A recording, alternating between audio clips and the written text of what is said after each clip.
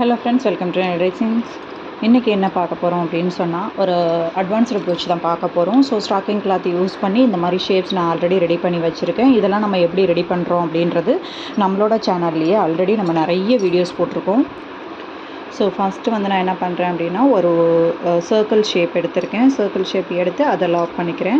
அதுக்கப்புறம் பார்த்திங்கன்னா 2 butterfly shapes, heart shapes 2 ready பண்ணியிருப்பேன். 2 ஹார்ட் ஷேப்ஸையும் நான் இந்த பக்கம்னு 2 கார்னர்லேயும் நான் ஸ்டிச் பண்ணிக்கிறேன்.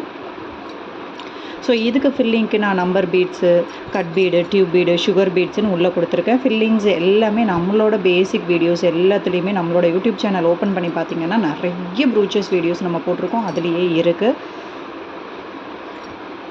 தென் அப்படியே பார்த்திங்கன்னா இந்த மாதிரி இந்த லீஃபை நான் அடியில் வைக்கிறேன்.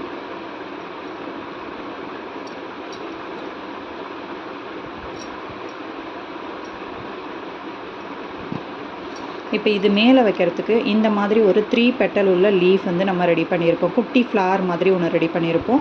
அடியில் நாட் போட்டு இது எப்படி பண்ணுறதுன்ற வீடியோவும் நம்மளோட சேனல்லேயே ஆல்ரெடி இருக்குது. ஸோ இந்த 3 பெட்டல்ஸை எந்த பக்கம் உங்களுக்கு பெட்டல் ஷேப் கம்மியாக இருக்கோ அங்கே வச்சுக்கலாம். இப்போ இங்கே அதிகமாக இருக்குது, இங்கே கம்மியாக இருக்குன்றதுனால 2 பெட்டல் உள்ளதை நான் இந்த பக்கமாக வச்சுக்கிறேன். இந்த ஃப்ளாரை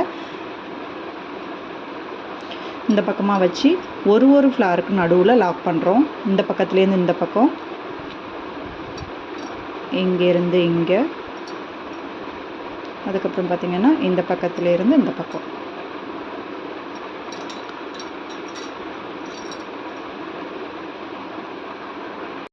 இப்போ இதில் அங்கங்கே இந்த சென்டரில் மட்டும் நான் என்ன பண்ண போகிறேன், நம்பர் ஃப்ளவர் கொடுக்க போகிறேன். நம்பர் ஃப்ளவர் கொடுத்துட்டு அதுக்கு மேலே நான் லோரியல் கொடுத்துக்கிறேன். லோரியல் உங்ககிட்ட என்ன கலர் இருக்கோ அதை யூஸ் பண்ணிக்கோங்க, இல்லை நம்பர் பீட்ஸ் வேணாலும் நீங்கள் யூஸ் பண்ணிக்கலாம்.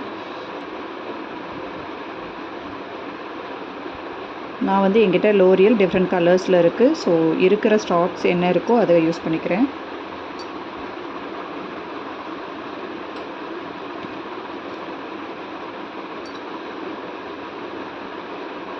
கொஞ்சம் கேர்ஃபுல்லாக நீடில் ஹேண்டில் பண்ணுங்கள்.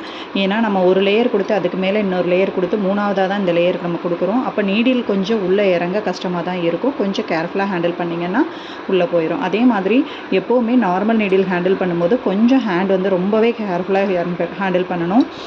டக்குன்னு கையில் சொருனோடனே ரத்தம் வர ஆரம்பிச்சிடும். ஸோ அதனால் நார்மல் நீடில் ஹேண்டில் பண்ணும்போது ரொம்ப கேர்ஃபுல்லாக இருக்கணும் எப்போவுமே.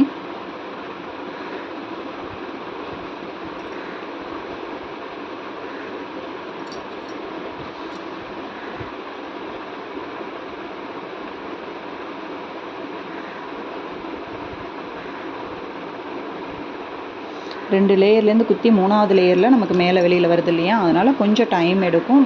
பட் கை ரொம்ப கேர்ஃபுல்லாக நம்ம பார்த்துக்கணும்.